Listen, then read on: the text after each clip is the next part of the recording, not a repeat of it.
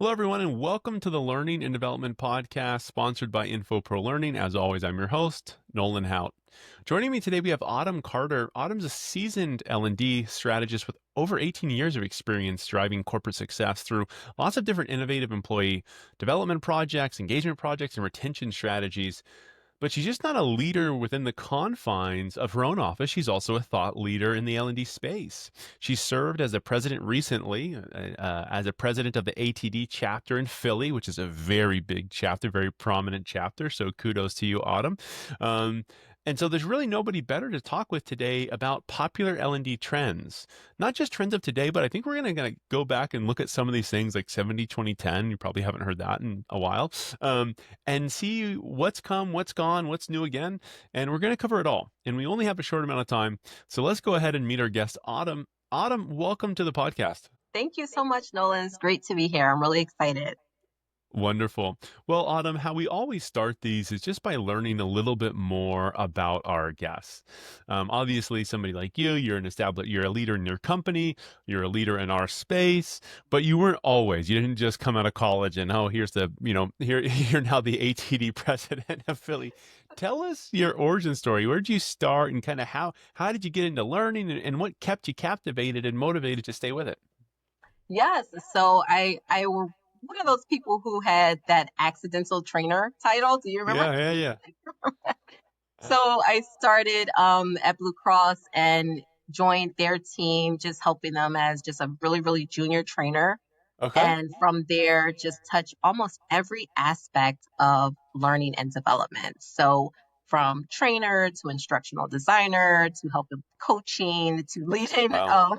big Yeah. businesses. So throughout the years, I found myself in various positions within learning and development, and I absolutely loved it. I originally wanted to be a teacher.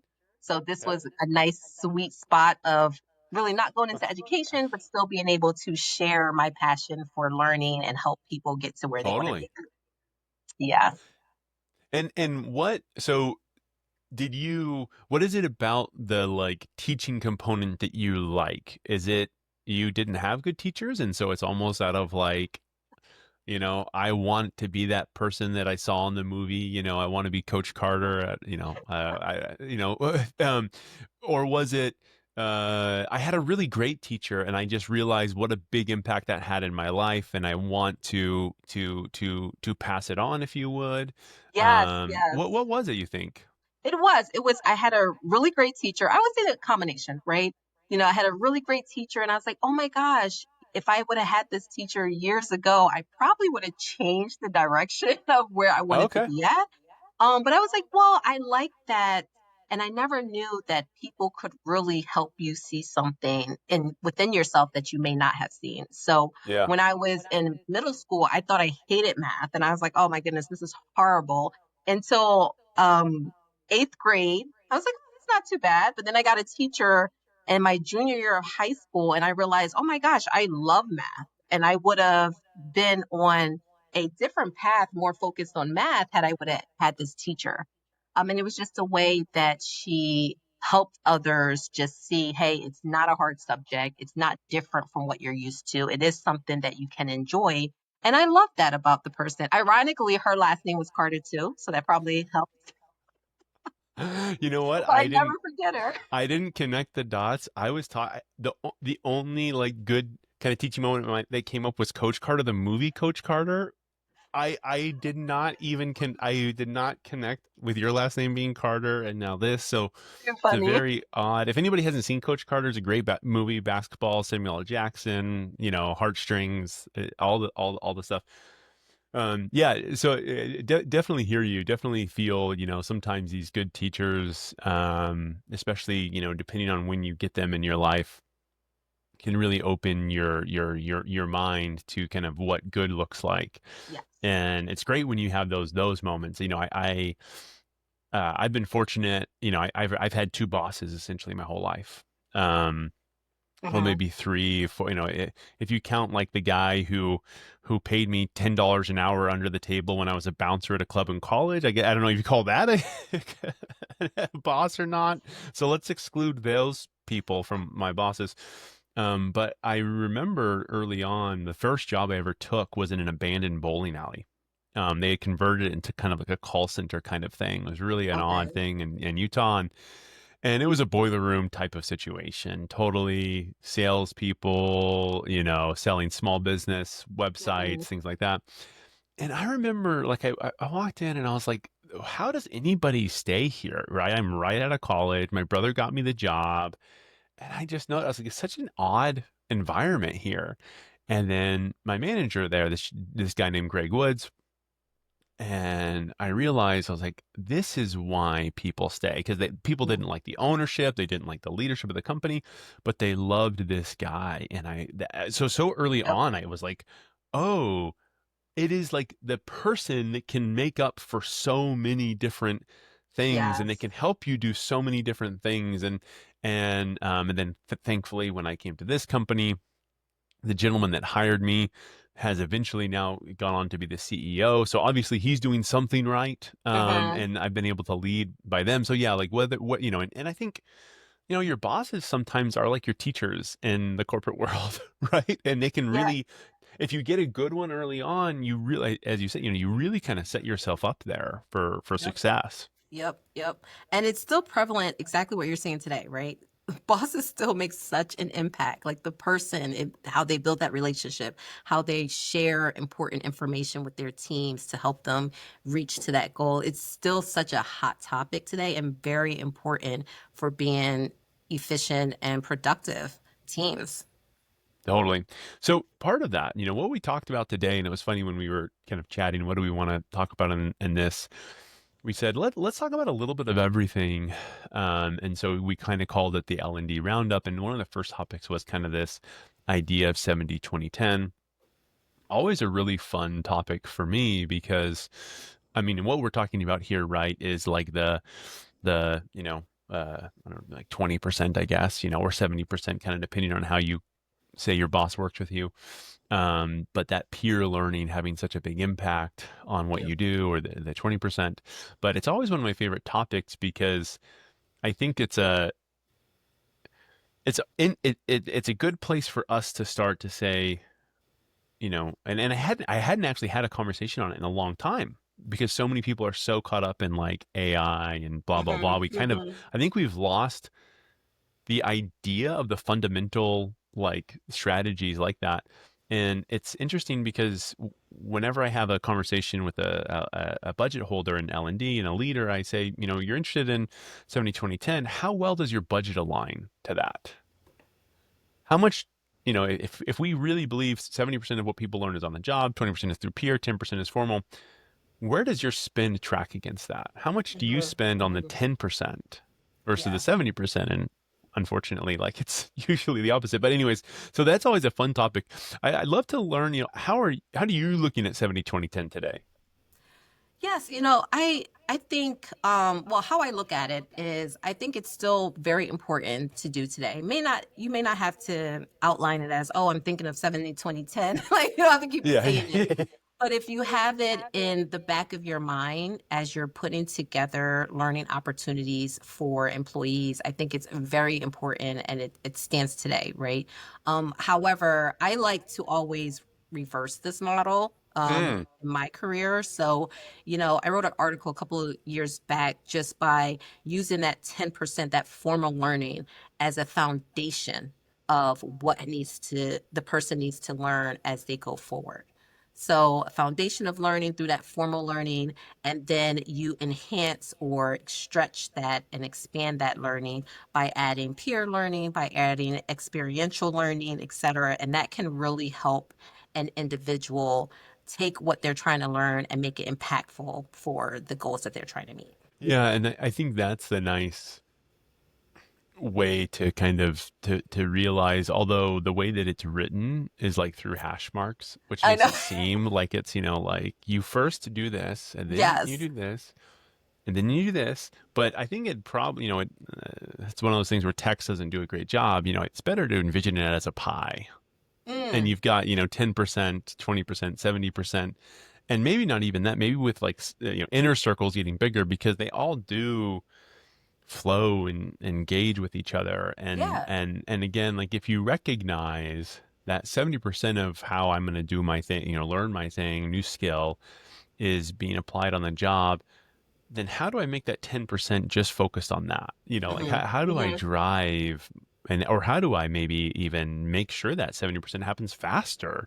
Yep. How do I equip them with tools, or how do I make sure that they learn, what they need to do? And a lot of that is through, like, if we look at 70%, these are your teachers, right? These are the Yeah. people teaching them. And so sometimes it can be, well, let us take a look at how they are learning on it. Like, let us not necessarily push something, but let us just say, okay, how do they pick up this skill? How are they acquiring this knowledge from their peer? What does their peer actually know about this that's supposed to Hmm. be the teacher?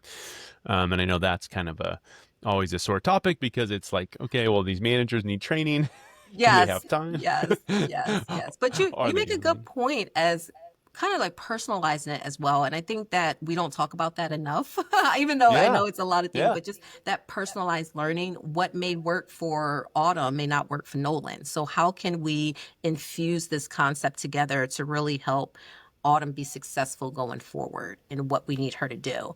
So not losing that personalization is going to be helpful as well.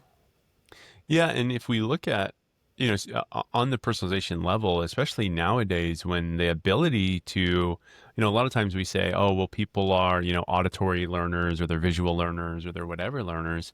Some people, also learn, like, they learn those channels, but they learn it via the 70 or the 20 or the 10. Some Yes. people need to actually, they don't understand anything unless they're building the engine.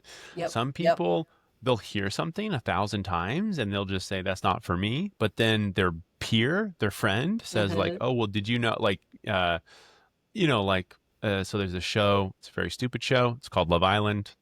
I encourage I've heard nobody to, about it. I encourage nobody to watch it, but I watch it a lot. I don't want to admit how many hours I spend watching this show, but it's such a commitment to watch it. But you know, but so I don't I and there's so many seasons that I wait for my friends to watch it and then tell me, yeah, you should watch this season, or don't watch this season. Hmm. So yeah, Hmm. like I'm Hmm. I'm not even willing to engage unless my friend says, "Hey, you go ahead and take this." And that is how people learn. Like, we're talking about Love Island, which is very stupid, but Yes. not stupid things. People do the same thing. Like, oh, should I attend this sales offsite conference?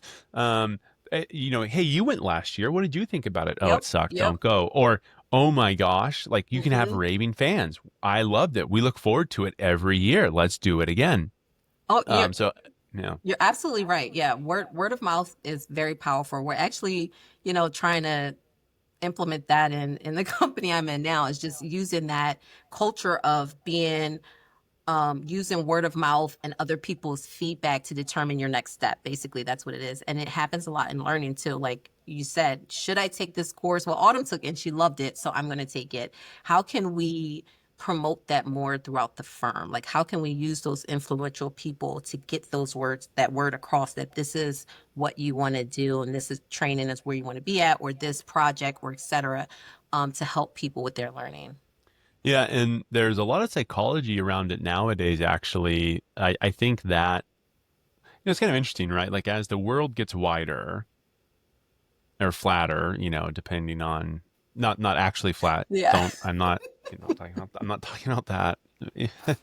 um, but as we're kind of getting a little bit closer with technology, right? You're doing this conference you're in Philly, I'm in Idaho. We're kind of doing this, but we're talking together. It's really, you would think that that would help us trust each other a little bit more, right? I want to buy this pencil. Let me look on Amazon and see what Autumn in Philly thought about it, or Joe in Missouri, or whatever it is, and Jim and Europe.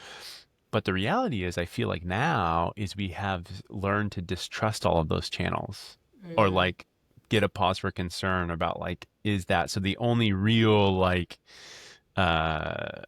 word that we take is from a person that we know, trust, rely on, right? And we've seen this, mhm, right, through these mhm. micro influencers, and these meta influencers has become one of the most popular channels, because we've realized actually one to one, like, a trusted person making one single review on it somehow carries more weight than 10,000 people saying I like or don't like this product. Right.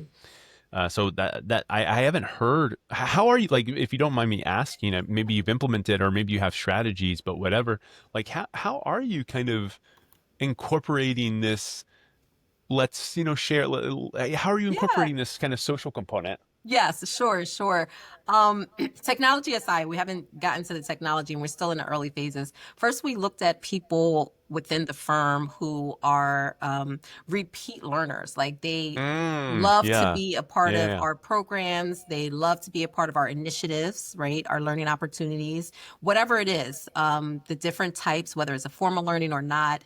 And then we basically ask them, hey, do you want to be, we call them our ambassadors, but Yeah. basically they're our influencers, right? Do you want to be our Yeah. ambassadors? And what you do is you share your passion for, you love our learning opportunities. You always go to these programs and this, and you share that with others and get others on board within your circle, within your sphere of influence. So it doesn't have to be, you have to go out to someone you don't know, but it's, hey, you know what would help you? Taking this course over here or Right. joining this ERG, this really helped me, and just sharing that with your circle to spread the word. And it's been really successful. We started with a pilot first. Okay. The ambassadors love it because they get to meet new people. They get to talk Yeah. to the people they do know more, which they like, and have different topics. And then they get the information a little earlier. So we do give them like sneak True. peeks. Yeah. Yeah. Yeah. Yeah. So they feel Yeah. like they're Yeah. in. Then And on whenever it. we have a pilot of anything, we ask them if they want to participate. So that helps them, like, oh, I Wow. know a little bit more of what's happening in the firm than others. And then we just ask them to share it, Yeah. share what they like. And then also they can share with us what they don't like. So it Mm. works two ways. Yeah. They give us our opinion, like, oh, you should make this different somehow. That's really cool. Yeah, well, wonderful strategy. I love that. That's really, really great. So Yes. Early now let's, stages, I'll keep you yeah, posted. yeah, yeah, yeah. So now let's shift gears a little bit. One of the things that we started actually on this podcast was just kind of talking about why this podcast existed, this kind of need for a casual conversation that used to happen in person at conferences. Right? That's how this podcast came to be. Hmm. During COVID, obviously we didn't have those, so we kind of had to pick that up. And so, now we've gone on a very interesting journey in learning where we wanted to be digital, but we didn't really want to be digital. And then COVID made us digital. And so we're like, well, now we're digital. Like we are digital. And now we've cycled back where in person is now a channel that does exist. So we were forced to adopt, heavy, all kind of Hmm. digital. Hmm. And now we've gone that route. We're like, well, gosh, this is great. It's so much easier. Right? I can spin things up quick. They cost me pennies. Like, I don't have to deal with personalities and like managing events and conference rooms and blah blah blah. It's so fun. So we've swung this pendulum so far one way. What are your thoughts, Autumn, on like that? Do you think that maybe we've gone too far? Do you think that maybe we ought to be kind of turning back? Have you seen some good strategies of maybe that middle ground? You know what's interesting? I think we have to figure out a way for the middle ground that doesn't include hybrid all the time because a lot, I mean, I appreciate it, but a lot of people from my experience that I'm finding out, they like the option, right? And they're just as torn as we are, right? So Yeah. yes, they like e-learning because I can do it right from my home. I can hurry up quickly, come here, and then right when it's over, I can turn around and take my child Get somewhere. out. So Yep. I don't have to worry about driving to this location, etc. But on the flip side, they miss the in-person. Like I actually do like having a dedicated time to speak to my peers that I don't Yeah. often get as much. So even, as president, when I was president of ATD, we saw this kind of challenge that people had, which made it a little difficult for us to offer the programs we wanted as well. Because we're like, okay, 80% of people are saying they'll come to the something that's Right. online, but then they do want that in-person option as well. So it's really a struggle. However, almost back to what we were saying before, is that personalization, really just knowing your audience there and seeing, hey, we found out specifically in ATD, if we made it smaller, like Mm, the location of where our events are at, that helped people to be in person. So, for instance, we have these geographic information groups, which means depending on the location will determine who we market it to. So, mm, people in the South Jersey area, here's an in-person event for you guys. And we saw a really good number of people come versus just having it in a middle of someplace, hoping that people would travel to that place. If we brought it to their neighborhood, that helped them a little bit more. If we found out what times work best for them, where they're not rushing, then that helps a little bit more. On the flip side, you're always going to have people who prefer to just be online. It's just so convenient, right? yeah, Helps them in their day-to-day totally. schedule. So I really think going back to just understanding who are you trying to reach and what their limitations may be or what their concerns may be, and personalizing it to that is kind of the sweet spot there. Yeah, we've gone through this a lot. I don't experience it as much because I'm not in sales, but our salespeople have kind of said that, it's harder for us to meet clients these days because they just don't, like, one, they're not as centralized as they used to be. Mm-hmm. And two, like, they just don't want to meet. Like, and I was thinking about my own, just like, propensity to go to a meeting or go to an event. And I realized that now that I've, like, so I work in a hybrid way. And I've always worked remote. So since, pretty Okay. much from day one, our company has been a remote company. So COVID didn't necessarily change our rules of working at all.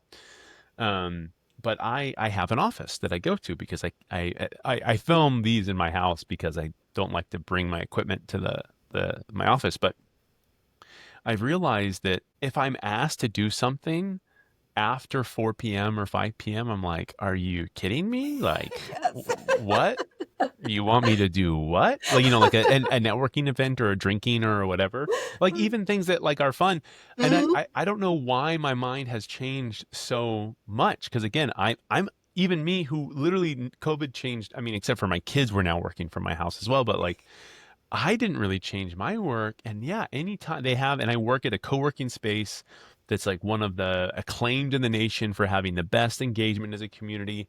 And I'm just like, you're saying on a Friday at 4:30 you go and chill with these folks? They're like, is that not more fun than, like, your buddy? So there's something, but so you brought up something that was kind of interesting, is like, it is, and I equate it to this. I was talking to my wife about this earlier this week, and I said, man, when I have such a hard, long day, what I want to do is come up into my office and start playing my video games. I'm a big video game guy.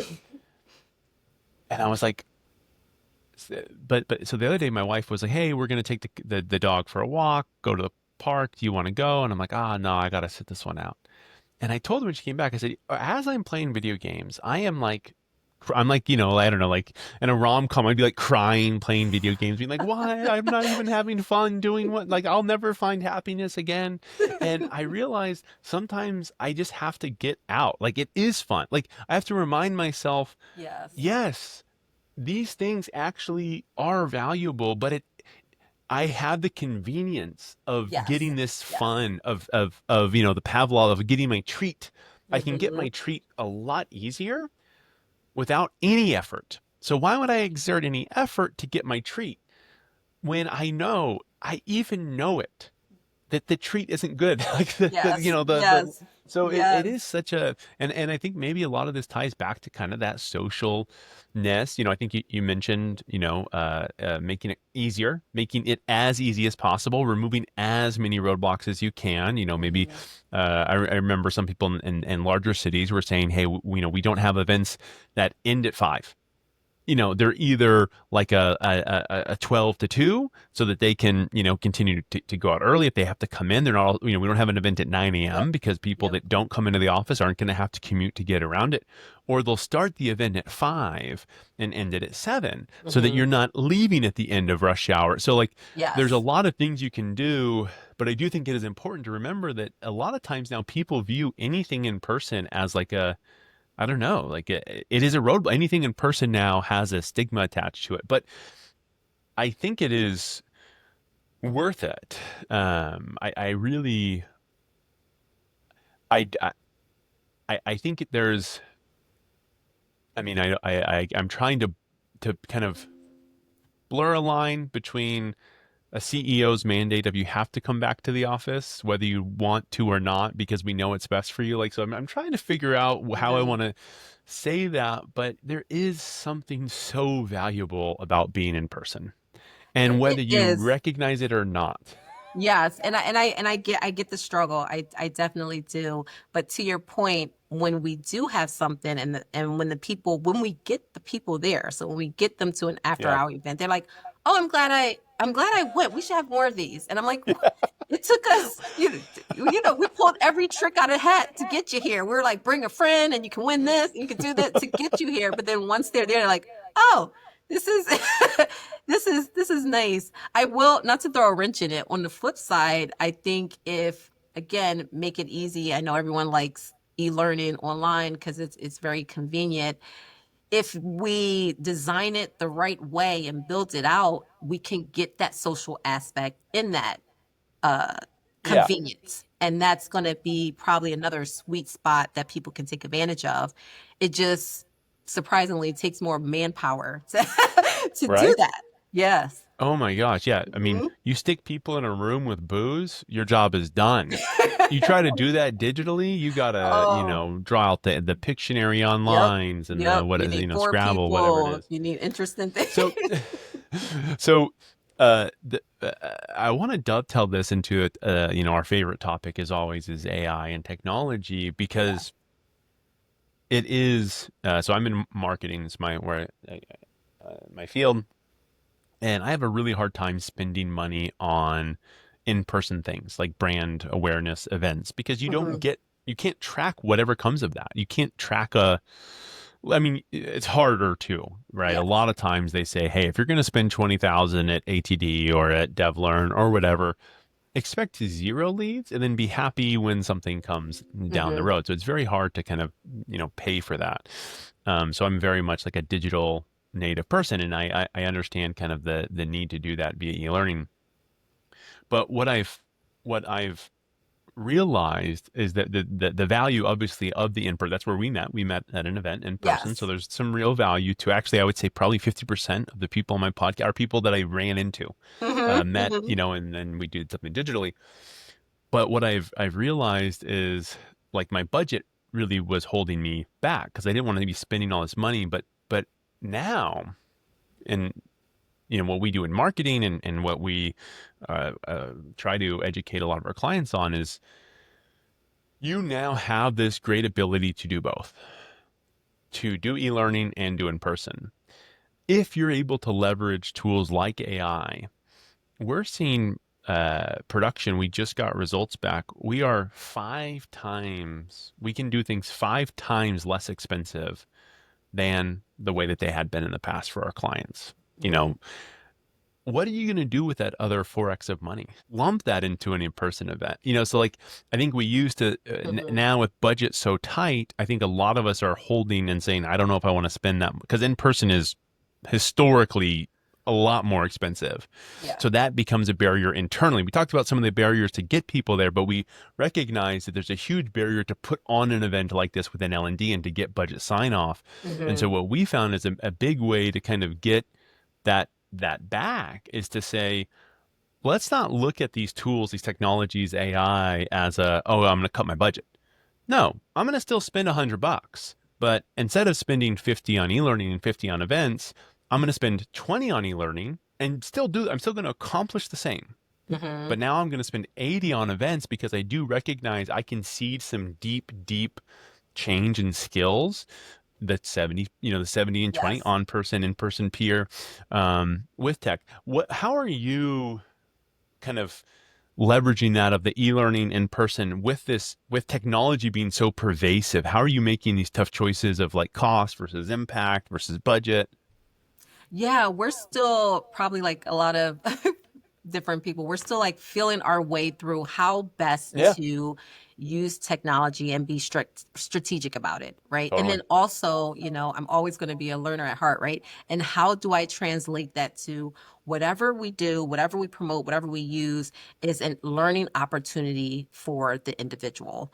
So Hmm. for instance, one of the AI tools that we've been playing around with is the ability to help people give more appropriate feedback. So, Mm, hey, you want to give recognition to Nolan. Oh, thanks, Nolan, for that project. Okay, what did he do that was so exciting? So trying to yeah. change it and turn it into a learning opportunity, so that you can kind of get the best of both worlds, right? So you Mm. have them using the tech, they're still learning, they're still giving recognition, etc.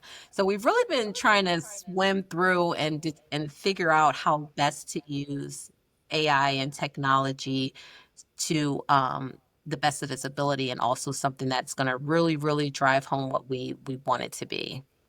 Then just so people understand, Autumn, can you talk a little bit about what your current role is? 'Cause I think it's always, I think people, when sometimes when they hear people, especially talking about AI, they're like, okay, well, maybe she's not like me. Maybe, I know, but can you tell people a little bit about what your role is and a little bit about your company so that they can understand the space that you operate in? Oh, sure. Yeah. So I lead the learning and organizational development team for my firm. So I'm over all of our learning and development. I also handle engagement as well. And Mm. I sit within our HR department. I always like to differentiate that because many companies have two different sets of learning. They might have learning Yeah, yeah, yeah. within sales and Within sales learning in or the whatever. HR. So Yeah. I sit in the HR space and I work for a financial company. So we're always looking at, or me specifically, I'm looking at learning, development, engagement.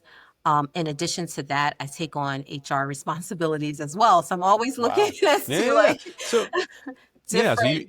you're touching all these different things. So Yep. so when we look at, kind of leveraging AI a little bit more and speaking specifically about what are some of those roadblocks that you've seen in your field? Finance is historically kind of a tough one. Yes. What are you Yep. seeing as these roadblocks that you've hit? Yep. So the biggest for any finance, or I would say health insurance, is going to be Yeah. that compliance part, right? So Yep. HR had on our biggest roadblock is, hey, we want to make sure um, we're in compliance, right? It won't affect or negatively affect our image, right? So if something gets out or some private information is put into an A AI public cloud. capability. Like, Yeah. yeah, we don't want any of that. So, compliance, legal, that's going to be our biggest roadblock here. How can we slowly and strategically release tools that can help the firm without opening us up to risk? So that's Yeah. always at the forefront of my mind. And I would say probably most people within the firm is that risk aspect. We don't want to fall into a situation where it could negatively affect the brand. So that's the biggest roadblock. The next is what, right? So there's so many different tools. Yeah, Yeah. there's so many different tools out there. What do we want to focus on, right? Hmm. And how do we want to get it across? Do we want to start with small wins? And what does that entail? And what's a small win for us to help our firm understand the capabilities of AI tools and technology, but also, you know, build that trust on the tool? Because it's change management, right? As soon as you introduce Yeah. something, you have a Yep. very limited time to get people to be all for it, and then it might derail the situation. So, how can we select a couple of different opportunities where we can infuse AI and tech that can help us drive to that efficiency we want to get to, that productivity we want to get to Hmm. through these tools, also building up trust and limiting risk? So, Yeah, yeah, yeah. really heavy stuff when we're thinking of that.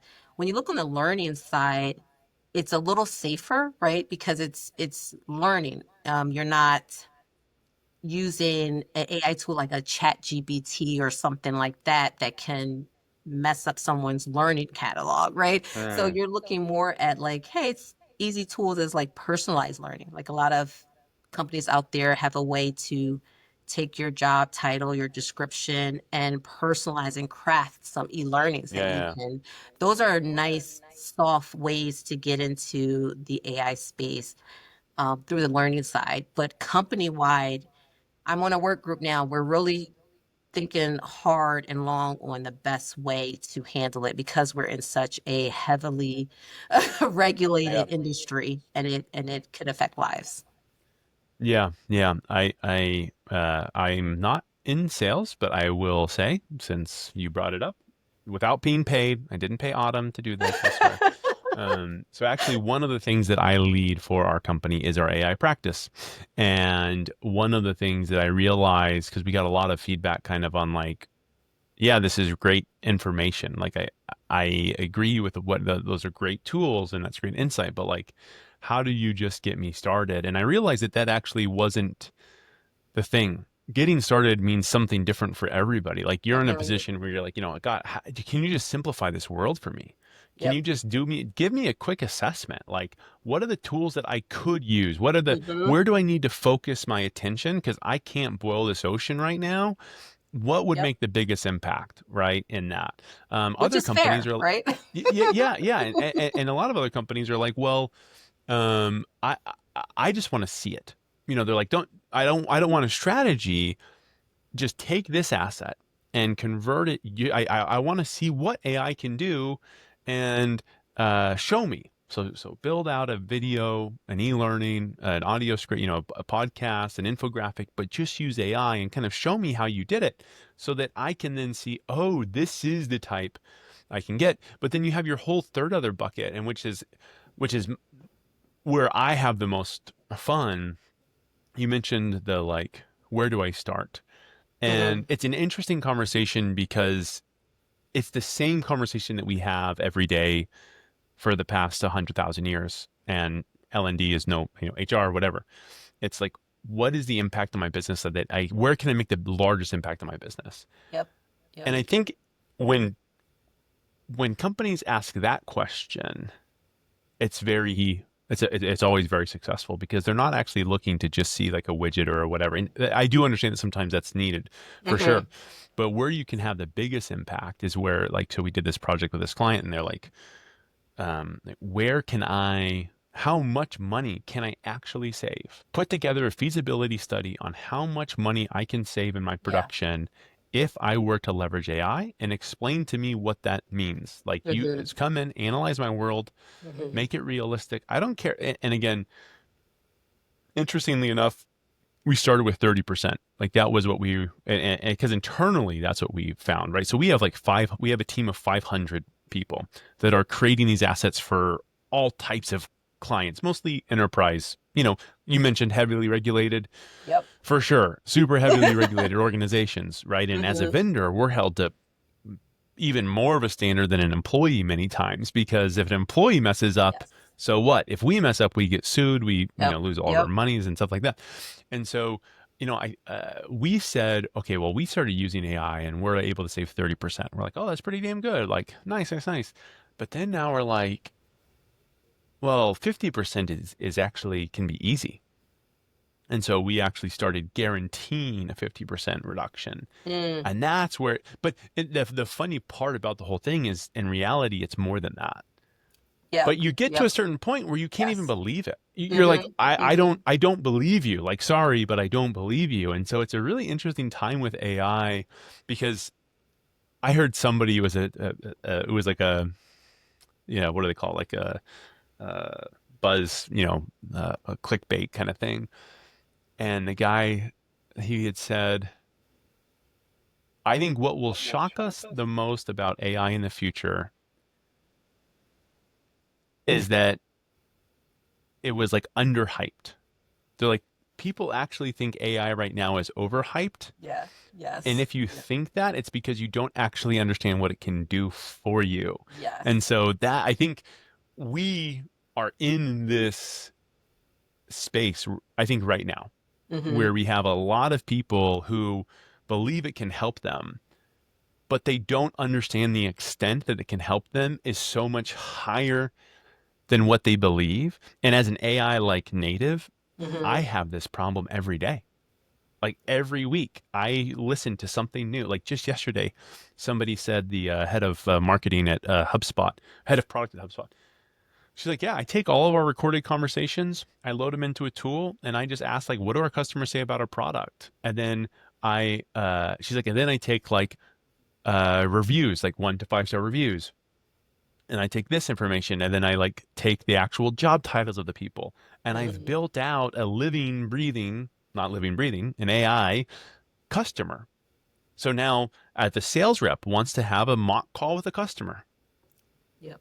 Yep. I can engage this Exactly. agent. If, Mm-hmm. if, if marketing wants to Mm-hmm. send a marketing email to somebody and see how they'd respond, I have this agent. I mean, I am just every day. It's like, Yeah, it's whoa. very So, it's so cool, and I think we'll be remiss if we don't bring that second question. So it's usually, where do I start? But then that second question is, if it's taking or making it more efficient for me on this side, then what am I going to do? Kind of what your budget question, right? So if I'm yeah, spending if I'm yeah. spending less money over here, now what do I do? What I have to do? And then that's where that strategic part comes in. So if I'm saving Autumn time over here because now she doesn't have to spend 2 hours developing a course, or she doesn't have to spend X amount of time creating job age, now what do I need her to do? So looking at it as, okay, AI is here to help in this aspect, and now she can really focus on this portion of her job, and communicating that to people is going to be a key part too, and alleviate some of those fears that are coming up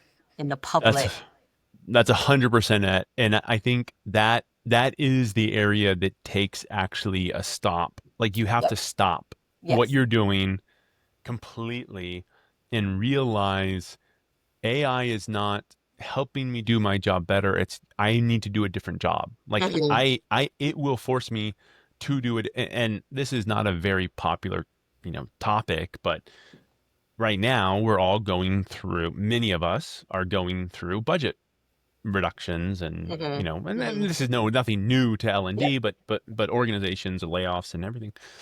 And one of the things I was talking to a person at a conference about, and I was like, listen, anytime somebody comes to you and says your budget's cut by 10%, the first thought is like, okay, who do I have? What vendors am I paying? What Hmm. contractors am I paying?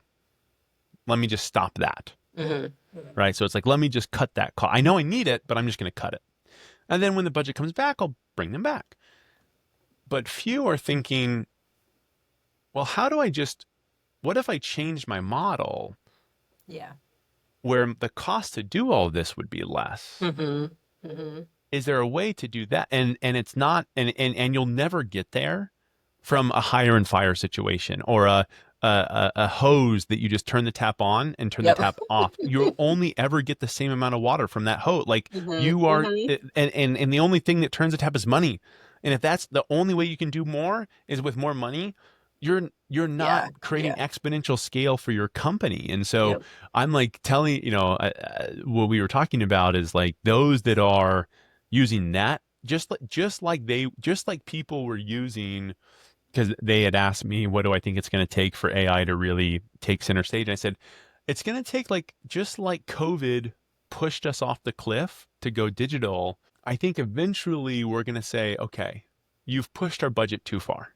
You've officially asked us to do an insane amount of more with an insane amount of less. We've always Less. said more with less, but now that gap is, you can't even see on the screen how much wider Yeah. I'm getting.